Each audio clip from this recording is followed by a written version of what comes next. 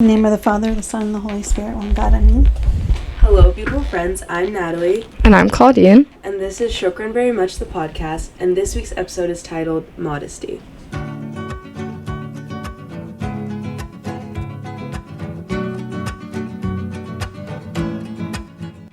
Happy Monday, beautiful friends. This week, we are going to dive into a very important virtue in our faith.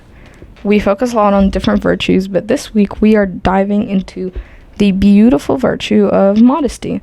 We're going to discover how it aligns with our faith and guides us, and really uncover how we can actually practice modesty and the things that we may believe about modesty that aren't true and what we don't know about it that is true. And we are very excited to do this episode with our guest, Violet Ibrahim. How are you? Hi, I'm great. Thank you for having me. Thank you for being on here. So we start every episode with an icebreaker. Okay. And your icebreaker for today is, if you had the entire world's attention for 5 minutes, undivided attention, what would you talk about, or what would you bring to their attention? Oh, wow. That is a really tough one. That's really tough. Mm-hmm. Oh, man. That is really tough because it's such a mixed audience. Yeah. So, I guess in order to reach as many people as I could, I would just say enjoy every day as much as you can and don't sweat the small stuff. That's great. Yeah. Because somebody asked me that once, and I was like, I have no answer for you. We're done here. It's so stressful. I don't even want to know. I felt a little anxious because, you have such Yeah. a wide audience, but Mm-hmm. I think that applies to everybody, no matter who you are. Yeah. So Modesty. I know. Let's get into it. I Wow. worked in the fashion industry for almost 20 years. Wow. What did you do?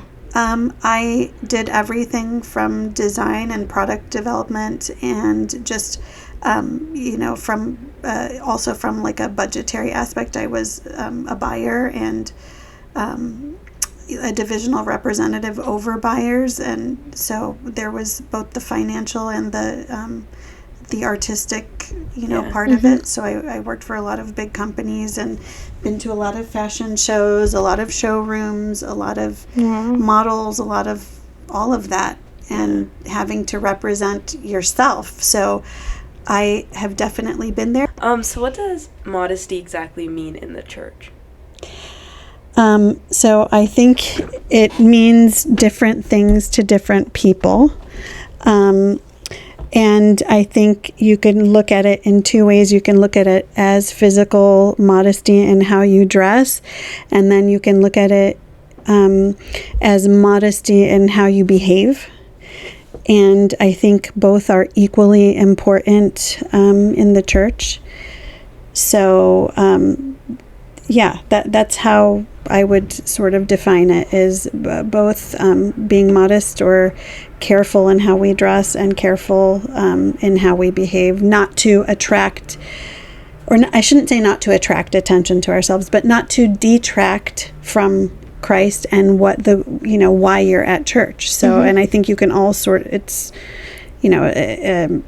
doesn't really need explanation. You can, you know what I mean when I say you don't want to detract from Christ. So you could be obnoxious at church and detract from Christ and distract everybody around you.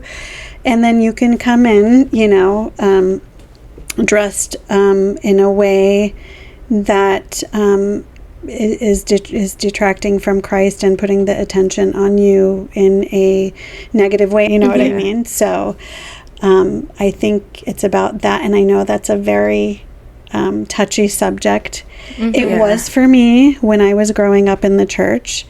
And it's funny that I'm here talking about it because I was sort of, the black sheep, if you will, when I was younger. I was always sort of scolded for the way that I dressed. So I have lots to share on that subject. It's kind of come full circle now. So I think modesty now looks as something, it's kind of like, it has an oppressive view to it that I think that some people are just forced to cover up. And people kind of hate being told what to wear. So how can you express yourself through clothing while still remaining modest? Honestly, I think that's very easy. Growing up, I loved fashion. I knew I wanted to work in the fashion industry, and so I was always naturally attracted to like whatever was on trend at the time and whatnot. And of course, at times that involved showing more skin than I think was appropriate at the time. Not necessarily because I wanted to just show skin, but it just happened to be the trend. You know, shorter skirts were, you know, whatever. But I think, first of all, you have to really lack creativity if you cannot express yourself any way than through clothing. You know, like there's so many ways to express yourself, especially now where I think the way to express yourself in this time is sort of through like your activism, you know, what are you really behind? But if you want to express yourself through clothing, I think there's a lot of options out there. We're in another time right now where lots of different types of fashions are acceptable and embraced. And I feel like particularly right now that sort of androgynous look is in, which covers a lot of skin, you know. So I think it's just a matter of, as it relates to the church, it's where you are in your spiritual maturity. And I think without putting too much pressure on young people and making them feel, you know, oppressed, so to speak, I think, you know, you sort of just have to, when you think about how you want to dress, think about how you feel about, you know, the church and what you're going there to do, you know.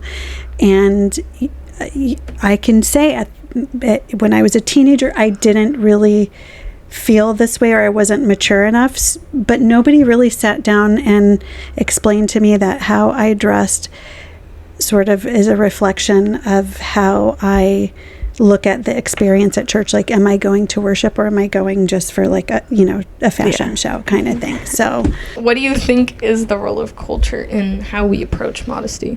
Because I feel like whether it's our parents with us, like maybe they were raised in a different culture when they were in Egypt and then came, and now we're in this culture and society.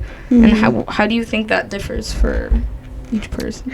I mean, I think it's evolving right now because like I was first generation here, like in our church in the Midwest, and now we're looking at second and third generations, and I feel it's evolved a lot. Parents are allowing a lot more. I'm certainly seeing a lot more in terms of like, you know, walking the line as far as dress goes at church. Again, it's a by family and a by spiritual sort of maturity. You know, some families are really strict about that, and depending on your age and your relationship with your family, your independence, you know, it just really depends on that. You know, are your parents going to let you walk out the door, you know, wearing X, you know, are they not? I think that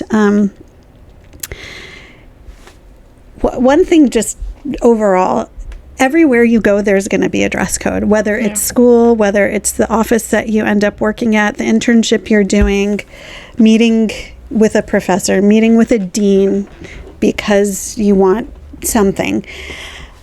Why are we challenging the church, where we're going to worship the God that we love, the one that provided for us everything, the one that gave his life for us, the one that gives us every good thing? Why, when we come to his house, do we make such a stink about how we dress when we're forced, quote unquote, to comply in many other areas of life, whether it be school or work or whatever?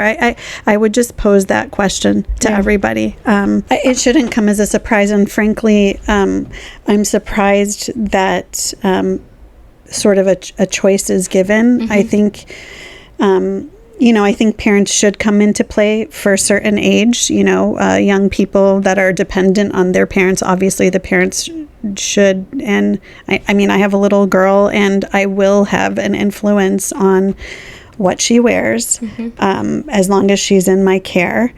And, you know, so it's different, like I said, at every stage. I personally think, I'm of the opinion that parents with dependent children should influence how they dress and when they're going to the church, if that child doesn't know already on their own. A lot of young kids do. It's sort of like ingrained in them, and they have that built in. But, you know, there could be kids like me when I was growing up who, you know, I didn't plan to push the limits. I just ended up pushing the limits sometimes because of my vision for what I wanted to do with my life.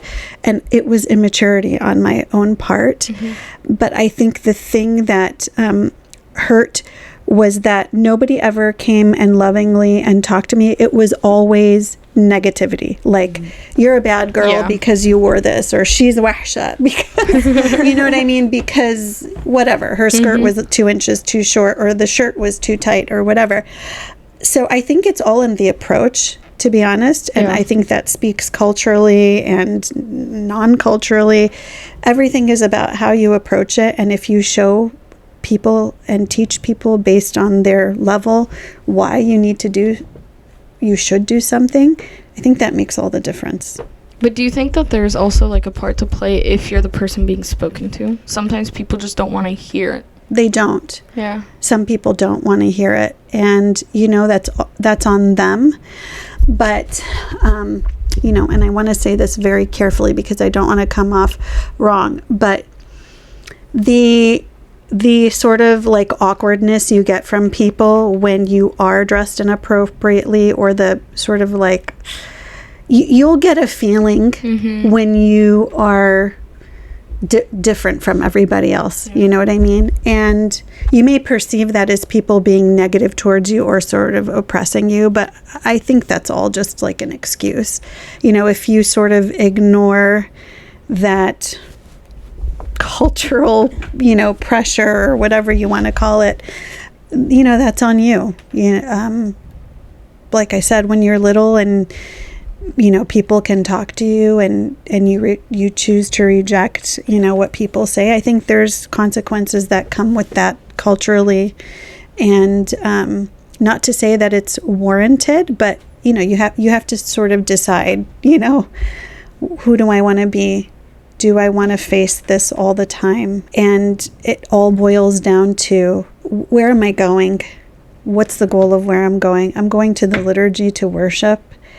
Maybe I don't have to wear that crop top. You know what I mean? Maybe I don't have to, you know, I've seen girls come into the church in tank tops without undergarments on, you know? So it's like, it's really revealing. It's like way, way, way, way too much. Like, even for other places, let alone church. Yeah. There's some things that are just black and white, and you've got to decide, you know, what you're trying to convey, I guess. So, sorry, that was kind of a long answer. No, you're good. Yeah. But on that note of, you literally just said it, you wanted to say what you're trying to convey with how you dress, but what do you think is the importance of intention in how we dress? Like, sometimes you can dress modestly, but your intentions could still be immodest. Oh, yeah. Yeah. I mean, look, let's say you don't dress modestly and your intentions are not modesty. Yeah. It's a known fact. It's scientific. You can find scientific data to back it up. But men are very visual creatures, okay? More so than females. You know, you can create lots of feelings in the male population by what they see. So, you know, it's just bogus to me to be like, oh, you know, the way I dress doesn't matter. How he feels or what he feels when he sees me is on him. Yeah. I don't really buy into that. I think there's definitely you're provoking some thoughts and feelings if you dress with the intent. I mean, lingerie, by the way, was created for that. Okay, was created to make feelings of. I don't even. I don't want to go to the words, but I don't want to get too much into that. But like, certain garments are created to, even when they're not meant to turn someone else on. You know, women or even men who dress in like Doc Martens and heavy boots, they're meant to convey a certain feeling or certain characteristics about that person's personality, you know? So you can't stop with provocative clothing. You know what I mean? It's meant to do something. So there's that. And then, you know, you can dress modestly, but still with your behavior, be provocative with your behavior. And it's the same thing. So I think both have consequences. Again, both are wrong depending on where you are, what you're trying to do. Are you talking to your husband? Are you talking to your potential boyfriend? Are you talking to somebody you want to get engaged to? You know what I mean? And the more you grow spiritually and the closer you get to God, He changes those you and how you present yourself. And I am living proof of that. I thought one way when I was younger, and as I grew and as I met my fiance then, who became my husband, and now as a mother, I think totally different than I did because I've been through it all. And yeah, I think probably I went a little bit further with that response, but I hope that sort of covers what you're asking. I think both are equally wrong in different ways. Yeah, because modesty isn't always just the clothing you wear. No. There's a way of being modest and just the way you carry yourself. Yeah, your words, your actions. And I think people are like, well, I'm wearing like pants or like dress below or a skirt below my knees and I'm wearing a covering shirt, so I'm modest and you're not. Like, no, the way you're acting isn't modest. Right. Yeah. Absolutely. Yeah. So I think that sometimes church always has that modest view to it, like a sharp on, have to have a jacket on. Do you think that it's okay to wear, I think, like extra modest at church, and then when I'm out, I'm less modest? You know, again, I would say it's great if you can go quote unquote modest to church, and I think that means different things to different people, but I think our clergy and our elders in the church have a responsibility to sort of define what they want it to be like in the church, and also a responsibility to communicate it in a tactful way to people, you know, lovingly and non-judgmental, which I think is happening more and more. Yeah. And setting that example. Dressing outside of church, I definitely dress differently outside of church. I'm not going to lie. Yeah. I dress differently. I wouldn't say it's provocative, but there are probably a few things I might think twice about that I wear outside of church than in church. And again, I think that's a personal decision based on your maturity and your spirituality, your connection to Christ, and what the exchange is between the two of you. When you have the Holy Spirit, He's not just with you in church. You know? He's with you when you're in your closet and you're looking at it, and when you know you're going to go somewhere, when you know you're about to say something. He's everywhere with you, you know. And so if God is convicting you of what you're wearing outside because He knows it may lead to some kind of trouble for you, I think you need to listen to that voice, you know. And for you to deny that or say that it's completely different inside and outside of church, I think you're just lying to yourself, honestly.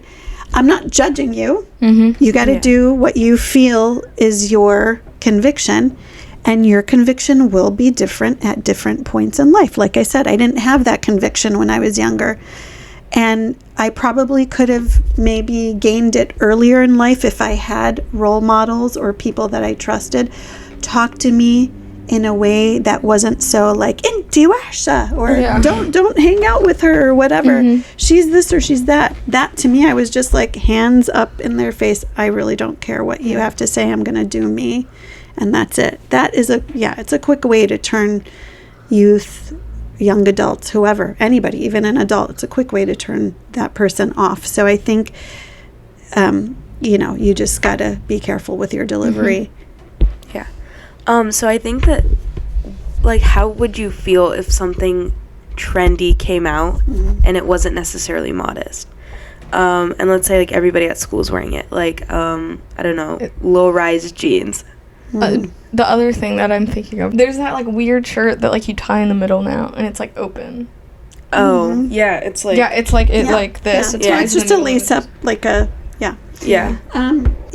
How you're asking, like, what should my threshold be, like, inside and out of church, or like how can I go along with the trend? Yeah, exactly. And, I mean, you can't go along with every trend. Yeah. It's quite simply whether it's you don't have the body for it, or like you don't. It doesn't. Your parents won't let you wear it out, or you don't feel comfortable, or whatever, or it's your conviction. Even when I didn't have necessarily the conviction, sometimes I didn't have the figure for what was in style at the time, So, there's always ways around it to fit in and be fashionable and not necessarily emulate exactly what you're seeing. That's, if you're into fashion and it really means that much to you, you will find a way to wear what you need to wear and look great and whatnot, and not necessarily have to go to the extent of what you're seeing, like in print or in the media. That's just not right for for us. So we talk a lot about the modesty for women in the church, and like, hey, you can't wear a dress that's too short, you can't do this, can't do that, but we kind of overlook, like, guys. Are guys just automatically modest? Or? No, I don't think so. But I think it goes back to, like, something we mentioned earlier. I know this is nothing I've said is an absolute, but these are generalizations. Generally, girls, there's a lot more to it to catch a girl's attention. Yeah. It's not just how the guy looks. It's, if we see a guy in, like, swim trunks, I don't think it's necessarily equivalent to a girl in a bikini. You know what I mean? Not necessarily. It may be for some people, but it takes more for us. It takes personality. It takes maybe drive, maybe, different things about the guy. But how do you think... I'm sorry. No, go for it. That's not to say that guys just have a pass to wear whatever they want. I think that... they, especially in a church setting, they have to sort of rise up to the challenge as well. If we are covering up, females are covering up to go swimming or whatever together, I think, the guys should wear a shirt. And I think that is expected, at least, where I go to church. If we go on a retreat, or whatever, the guys have to cover up just as much as the girls do. That may not be at every church, but it's a fair call out. I think they do. Some guys wear really, really, really tight jeans, or really, really, really short shorts, or really, really, really short shorts. And I think it's fair, to expect the same out of them.